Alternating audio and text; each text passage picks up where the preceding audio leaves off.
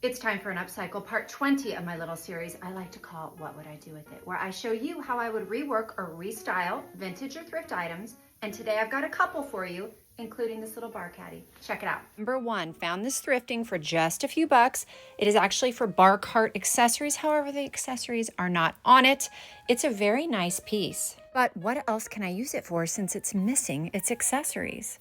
Toothbrushes, of course. Perfect little toothbrush holder for the kids' bathroom or any guest bathroom if you want to set out new toothbrushes so people, when they come to visit, if they forget a toothbrush, they have one. Next up, these three art pieces that I scored thrifting a couple of weeks ago.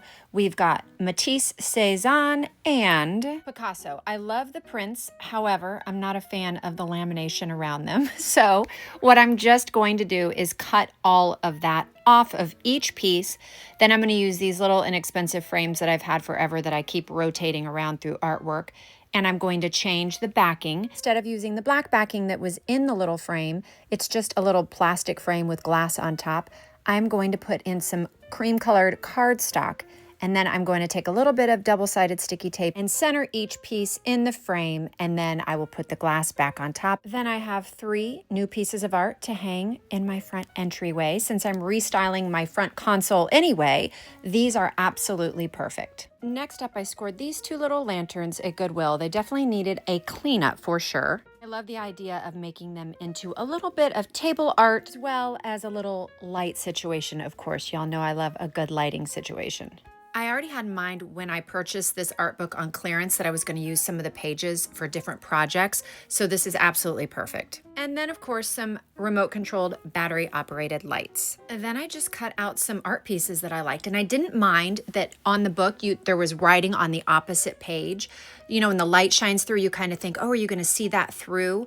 You actually do, but I kind of chose things where I liked what was on the other side as well. So when it shone through with the light, you kind of got like the first front image and then a little bit of the back image that kind of makes it almost look a little 3D.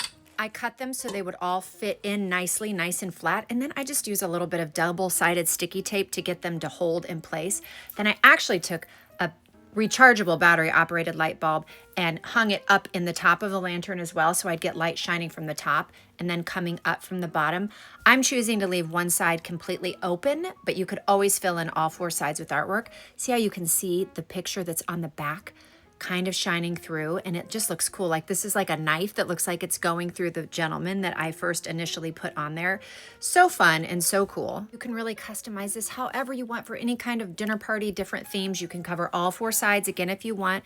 I opted to leave one open, but again, thrifted finds, a little bit of art. Everything has multiple uses. Y'all have fun with it. Happy upcycling.